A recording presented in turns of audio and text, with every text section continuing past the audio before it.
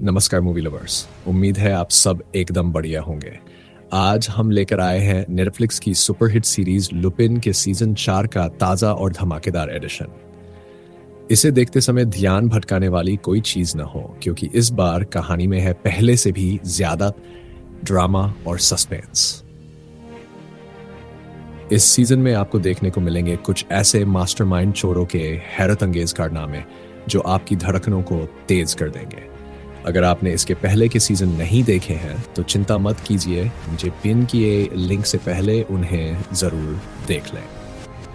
और अगर आप पहले से ही इस सीरीज के फैन हैं तो वीडियो को एक लाइक जरूर दें और तैयार हो जाए सीजन 4 की जबरदस्त कहानी के लिए। नाम से सिस्कोरा ने एक आदमी का मोबाइल चुरा कर ले लिया था, क्योंकि वह शुरुआत से ही एसन पर शक करता था। इसलिए जब एसन बाहर गया तो वह तुरंत उसका पीछा करने लगा।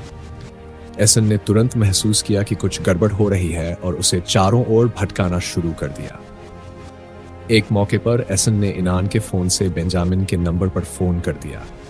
इसके बाद एसन ने सड़क पर एक लड़की को कुछ पैसे और इनान का फोन देकर कहा कि थोड़ी देर में उस दुकान से कोई बंदा बाहर आएगा और वह मोबाइल उसे दे देगा। जैसे ही इनान बाहर निकला, लड़की ने उसे मोबाइल सौंपते हुए कहा कि यह सड़क पर गिरा पड़ा था। शाम को एसन सिस्को के क्लब हाउस में बैठा हुआ था, तभी इनान आया और सिस्को के खिलाफ एसन के नाम पर शिकायत दर्ज कराई। इनान ने आरोप लगाया कि सिस्को उसके मां के घर में घुसा था और उसका व्यवहार भी संदिग्ध था। तब एसन ने चालाकी से इनान को फंसाने की योजना बनाई और झूठ बोलते हुए कहा कि कल जब मैं बाहर गया था तब इनान ने किसी को फोन किया था, जिससे मात्र 2 मिनटों में पुलिस आकर मुझसे पूछताछ शुरू कर दी थी। यदि तुम भरोसा नहीं करते तो तुम इनान के फोन की जांच कर लो। सिस्को के बाद इनान ने अपने फोन की डायल लिस्ट चेक की और एक नया नंबर पाया जिस पर उसने फोन किया। यह फोन स्वाभाविक ही बेंजामिन के पास गया। बेंजामिन ने फोन उठाते ही कहा, हेलो, मैं डीवी हेर रहा हूं। इससे एसन की चाल उलट पुलट हो गई। इनान फंस गया और एसन मुस्कुराते हुए वहां से निकल गया। फिर एसन सिस्को के घर से बाहर निकलकर बेंजामिन के सीक्रेट वॉल्ट की ओर चला गया। बेंजामिन ने उन सभी लोगों के विवरण रखे थे जिनसे एसन ने कई बार टकराव किया था। वे ये सोच रहे थे कि कोई तो हो सकता है जिसने उसकी मां का अपहरण किया हो और उसे ब्लैकमेल कर रहा हो। चाहे कुछ भी हो, एसन एआई की मदद से उसने एक नया चेहरा जनरेट किया, जिससे एक फेस मास्क बनाया गया। वह मास्क पहनकर पापन का नाम देकर क्लेयर और राहुल से मिला। उसने राहुल के नए बास्केटबॉल कोच के तौर पर शामिल होने का निर्णय लिया ताकि वह बदमाश लड़कों से राहुल की सुरक्षा कर सके। साथ ही क्लेयर के साथ फोन नंबर भी बदल लिए गए और आवश्यकता पड़ने पर संपर्क करने के वादे किए गए। उसके बाद उसी रात एसन फिर से सिस्को के क्लब हाउस गया। वहां वे एक डकैती के मामले पर चर्चा कर रहे थे। उन्होंने योजना बनाई कि वे एक एटीएम बूथ से चोरी करेंगे। हर शनिवार सुबह 9 बजे वेयरहाउस से 1.5 मिलियन यूरो लोड होते थे और 9:35 बजे गाड़ी एटीएम बूथ की ओर निकल जाती थी। इसलिए उन्हें इन 65 मिनटों में ही काम पूरा करना था। सिस्को ने अपनी निजी गाड़ी के ड्राइवर की जिम्मेदारी उन्हें दी हुई थी।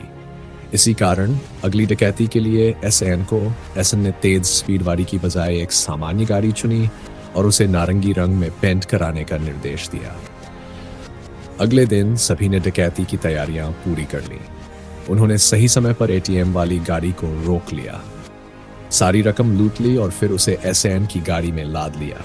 लेकिन तभी पुलिस आ पहुंची और उनका पीछा करने लगी। इस कंडीशन में एसन एक मौके पर कार वॉशिंग स्टेशन में छुप गया और गाड़ी को धोकर नारंगी पेंट को उड़ाकर असली रंग प्रदर्शित करने की कोशिश की, जिससे पुलिस को धोखा दिया जा सके।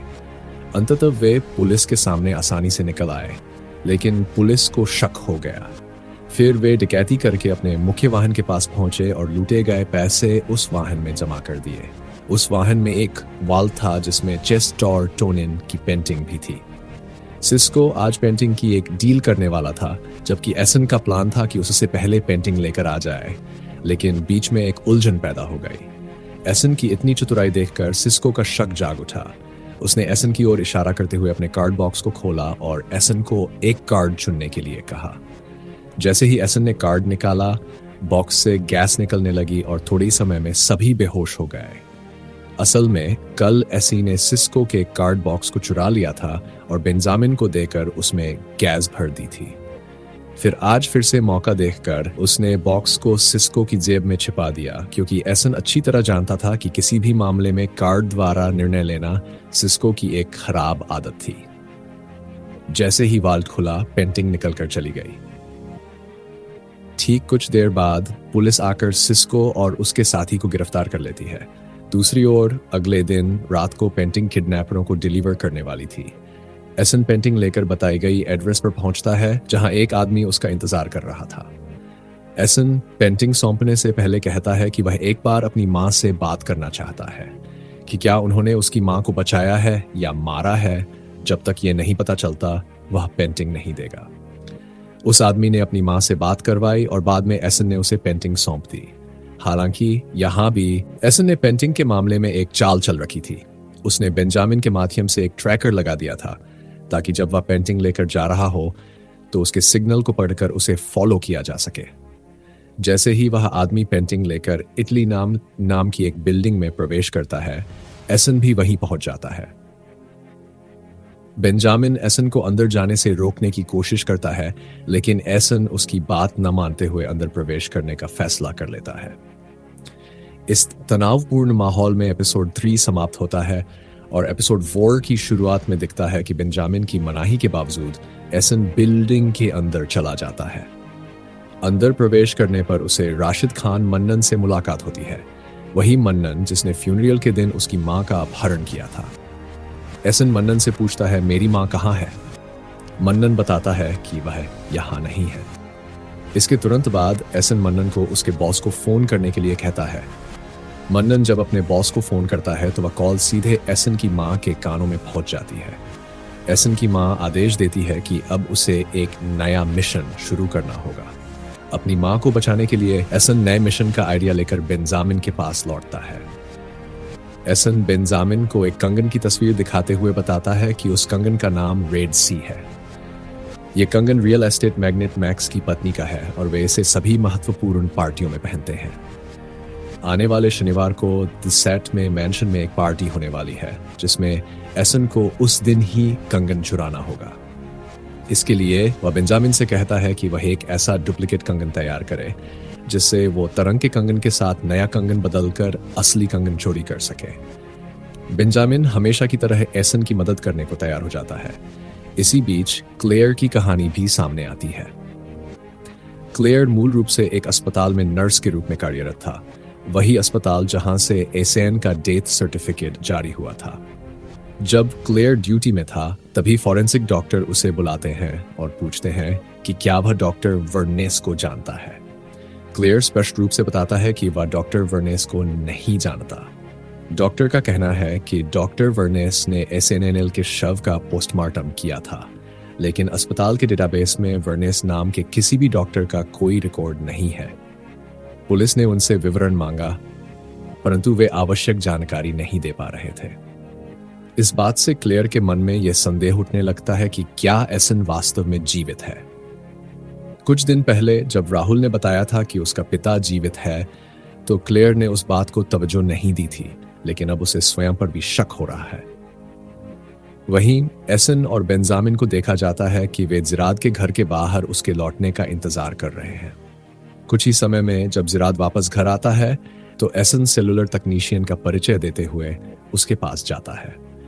वह समझाता है कि पास के टावर में इंस्टॉलेशन का काम चल रहा है और इस वजह से अगले शनिवार शाम 6 बजे से मध्यरात्रि तक मोबाइल टावर और वाईफाई बंद रहेंगे। यह साबित करने के लिए कि उसने जिराद को इस बारे में पहले ही सूचना दी थी, एसन जिराद से एक कागज पर साइन करवाता है। बिना सोचे समझे जिराद उस कागज पर साइन कर देता है और उसे इस बात का एहसास ही नहीं होता कि उसने अनजाने में अपनी रेजिग्नेशन पेपर पर साइन कर दिया है। इसी बीच क्लेयर आर्सेन लुपिन की लाइब्रेरी में जाता है और आर्सेन लुपिन पर लिखी एडिसन की किताब खोजने निकल पड़ता है, ताकि उस पर भी कुछ रोशनी डाली जा सके। इस किताब में ही आर्सेन ने बिल्डिंग से कूदते हुए फॉल्स की मौत की तकनीक का इस्तेमाल किया था, लेकिन इस किताब की आखिरी प्रति भी उसी के सामने एक और लड़की को ले जाती है। वह लड़की किताब लेकर नीचे कैफे में बैठ जाती है। जिससे क्लेयर के मन में किताब चोरी करने का विचार आता है। इसी वजह से वह लड़की के पास जाकर एक वेटर को धक्का दे देता है, फिर जिससे लड़की के कपड़ों पर कुछ ड्रिंक छिटक जाती है। माफी मांगने का बहाना बनाते हुए क्लेयर लड़की से किताब चुरा कर ले जाता है। दूसरी ओर देखा जाता है कि बेंजामिन ने तरंग के कंगन जैसा बिल्कुल वैसा ही कंगन बना लिया है। कंगन पहनते हुए उसने एसन के साथ अदालत में पेश होने का बहाना बनाकर यह भी प्रैक्टिस की कि कंगन को कैसे एक्सचेंज करना है। उसी दिन शनिवार था, इसलिए शाम से ही पार्टी का आयोजन शुरू हो जाता है। सबसे पहले एसन जिराड को उसके घर में बंद रखने का इंतजाम करता है।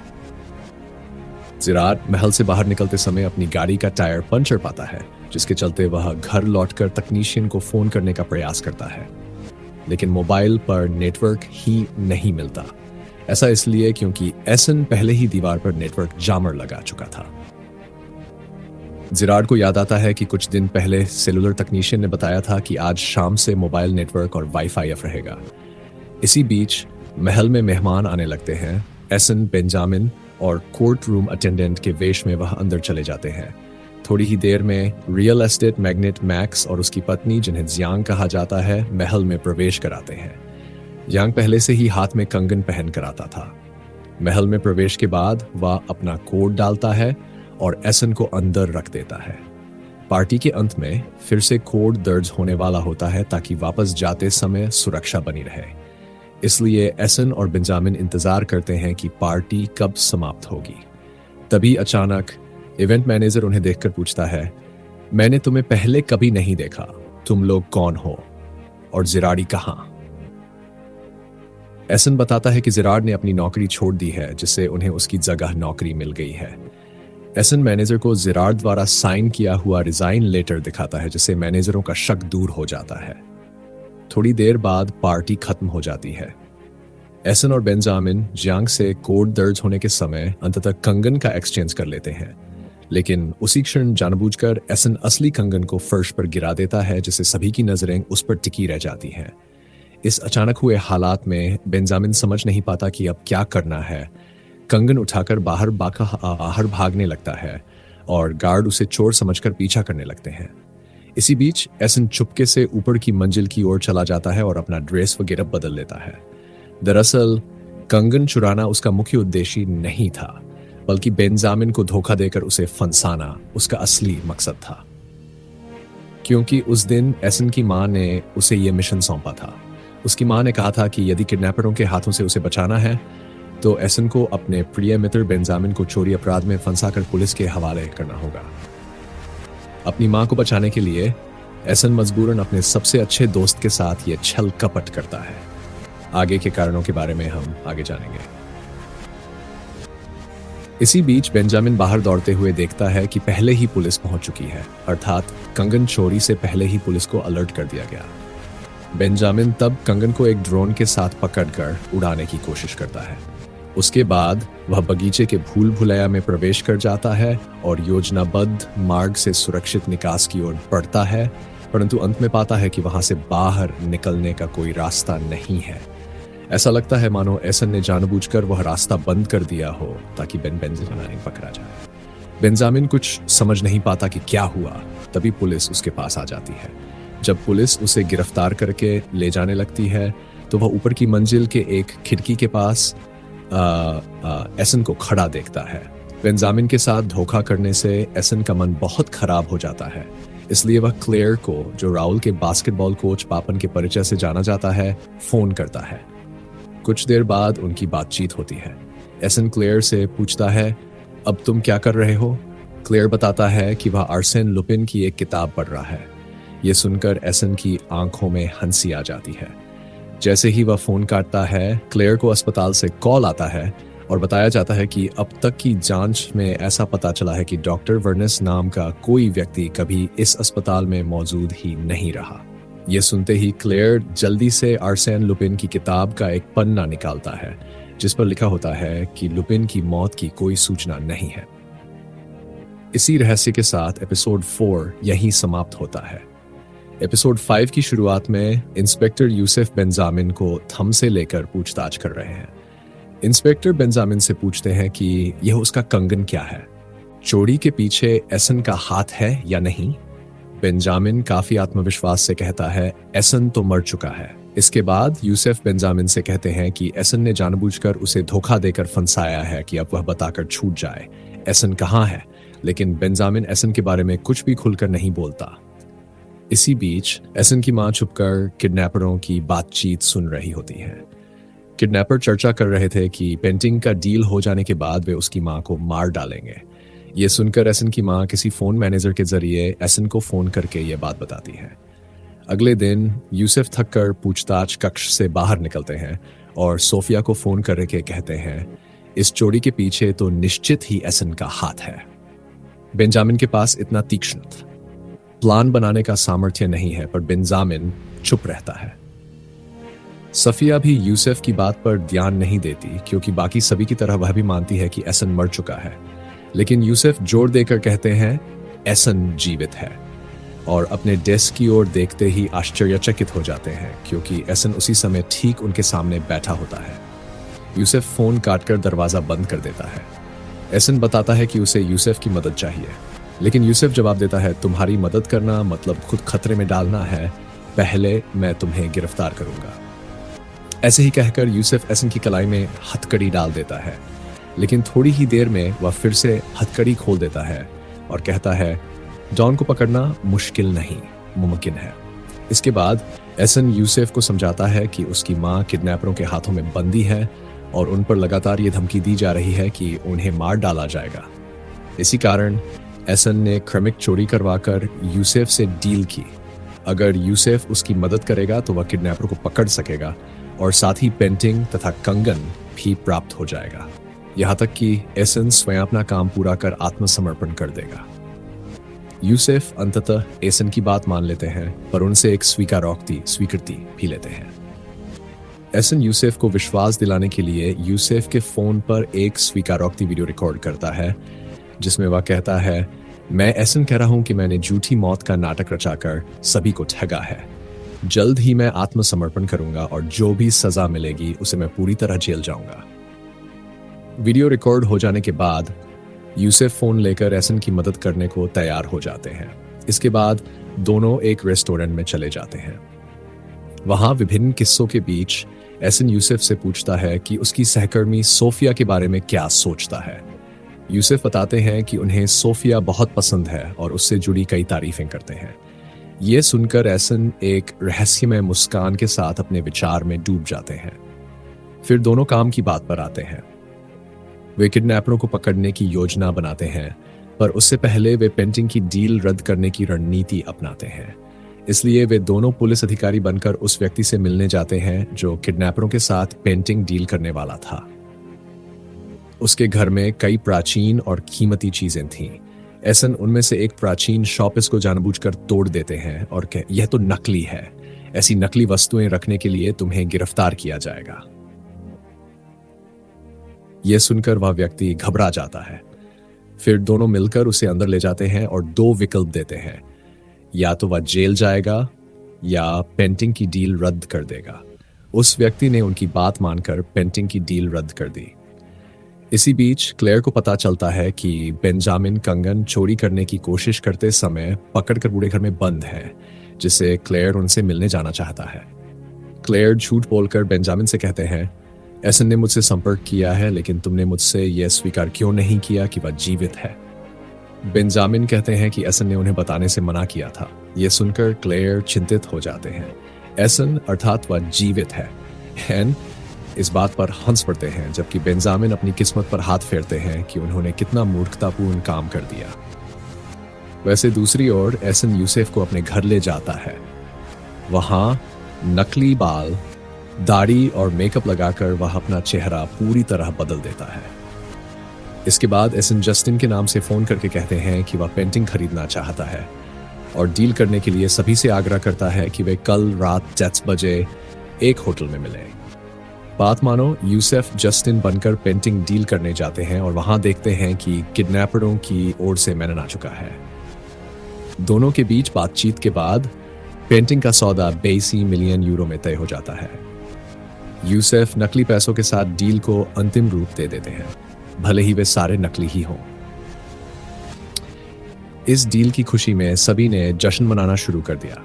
अभी अभी सोफिया बलपूर्वक वहां पहुंच जाती हैं और सबको गिरफ्तार कर लेती हैं। हालांकि यूसुफ को पहले से खबर नहीं थी कि पुलिस भी आने वाली है। इसीलिए यूसुफ अपनी असली पहचान प्रकट करते हुए सोफिया से कहते हैं कि वह पेंटिंग को बचाए रखेगा। हमें लगता है कि इस कहानी का एक और अध्याय जरूर होना चाहिए था, लेकिन घबराए नहीं दोस्तों, लुपिन सीजन 5 आने वाला है अगली वीडियो में। तो सबसे पहले देखने के लिए चैनल को सब्सक्राइब करें और वीडियो को लाइक करना ना भूलें।